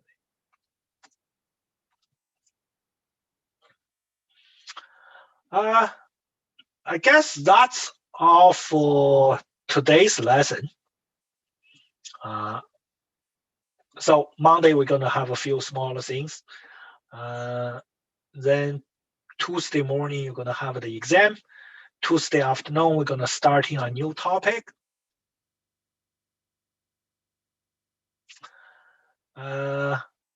So make sure you're gonna review those things I told you. It's important to know.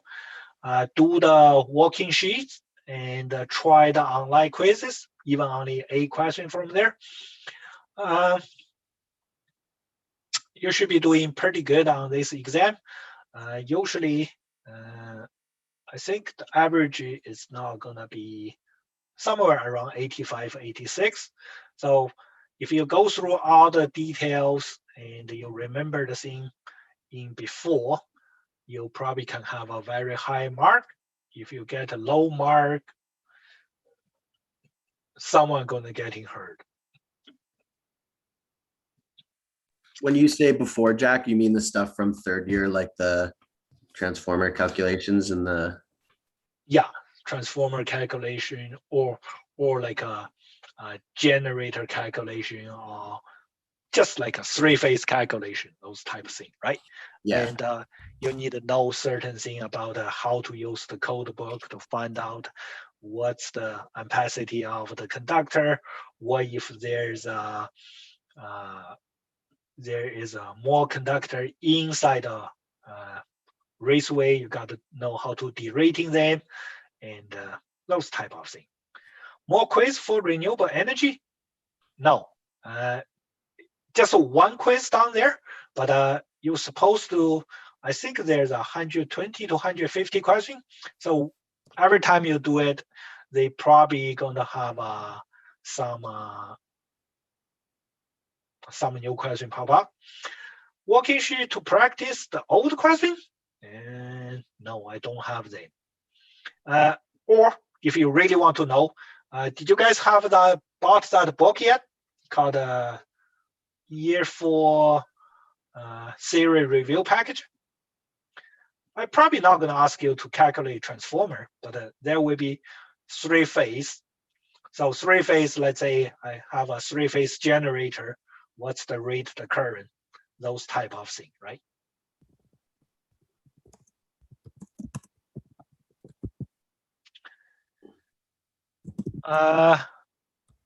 And also you guys have that code review book, right? So make sure if you, I mean, all the question is one's the three-phase calculation, another one probably gonna be code question. You're gonna know how to use the tables, how to derate your conductor ampacity. Yeah.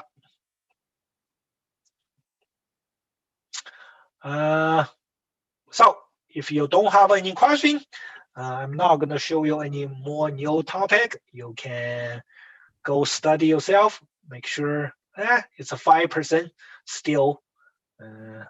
It's not a lot, but not little. You want to get a good mark, study them. You're welcome. And if you have a question, I will stay here to answer few of your questions. Yes, I'm gonna have a good weekend. Thank you.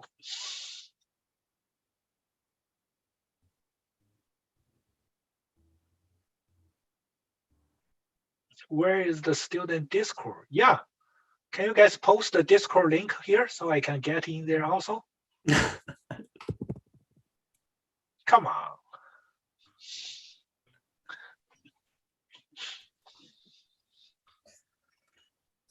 No way.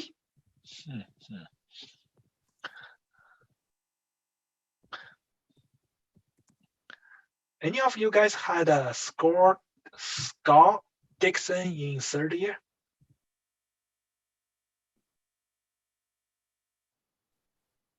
Yeah, I think once he somehow get the link from the Discord, he get in there.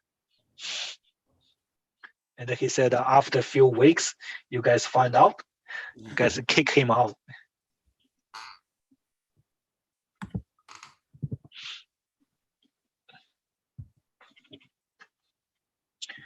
And the one guy sent me a picture. I don't know if I have that. He said someone post the picture in the Discord.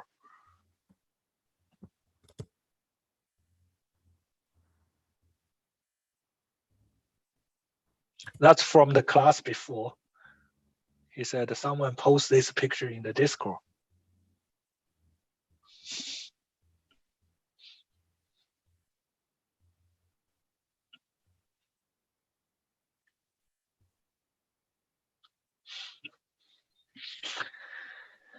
Okay. Have a nice weekend. You gotta balance your life and the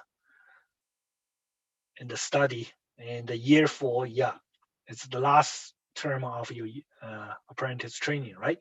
So you want to work a little bit hard, passing this, finish the school, and go as you go.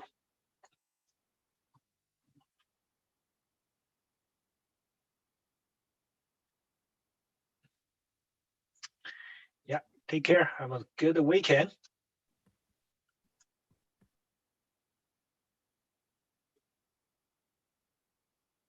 Oh, you guys are welcome. I like you guys. Even you guys are too quiet. That's why I think September we're gonna go back to the real class.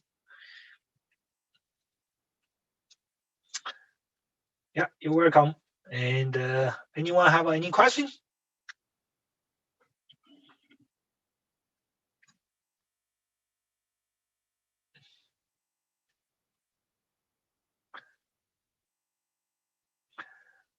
Okay. Then we see you Monday morning.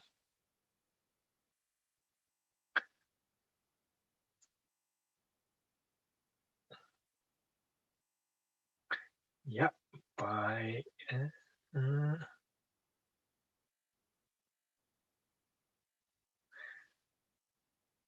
Yeah. Yeah, you guys are welcome.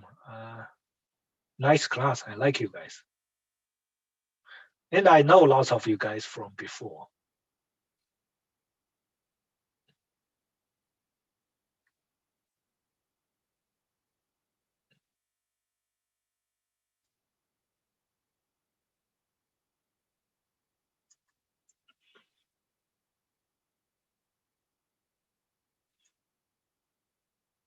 Guys, all good? No more question for me?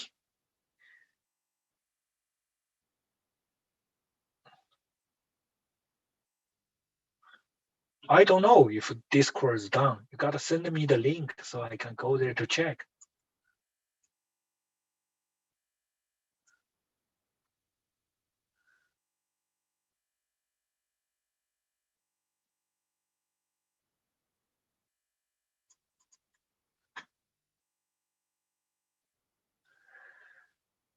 Okay. Friday, you guys don't want to talk to me. So I'm gonna end the meeting. Alrighty. Well, have a good one then. Yeah, you too. See you guys Monday.